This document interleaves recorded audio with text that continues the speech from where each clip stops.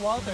A waterfall stopover in just one of the scattered many waterfalls all over the roads as we passed by, cause we intently traveled on way to the Batad Mountain just to meet Apo Huang Od, the legendary ancient master of art culture here in the Philippines.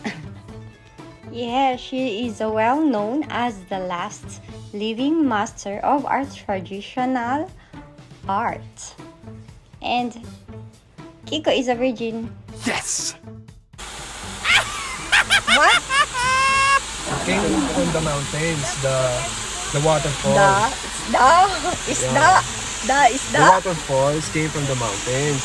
It has many minerals from it. Yeah. So artists can drink from it. It's very fresh. Wanna try? Wanna try? I wanna try it. Me too. How about grandma? You wanna drink? You got a cup there. Use your cup. Use the cup to drink the water from the waterfalls. Oh, Tito will try it. Wait lang, wait! Don't move. Freeze! Oh, it's so cold!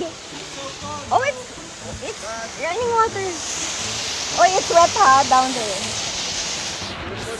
Can you? You wanna drink? Ito, pariwara to si Kiko kahit saan lumalaklak eh.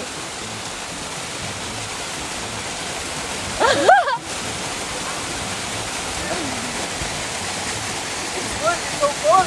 Parang nasa rep. Parang nasa rep din eh.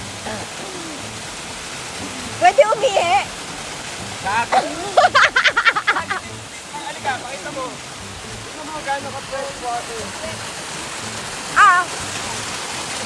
Painom.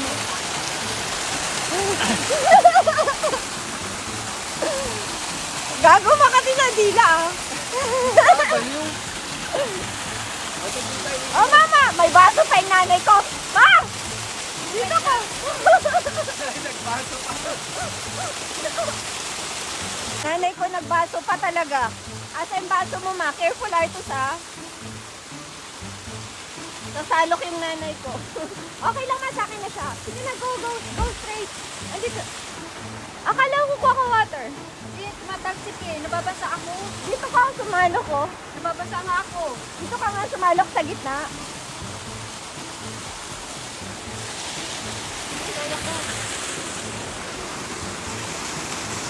Nababasa oh.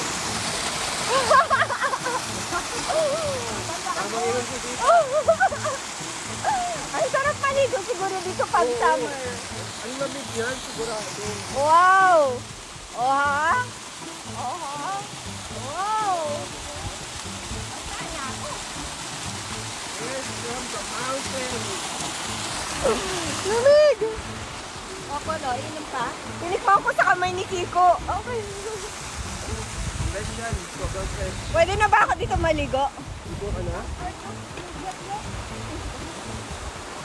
Lamig, di ko kaya. Oh!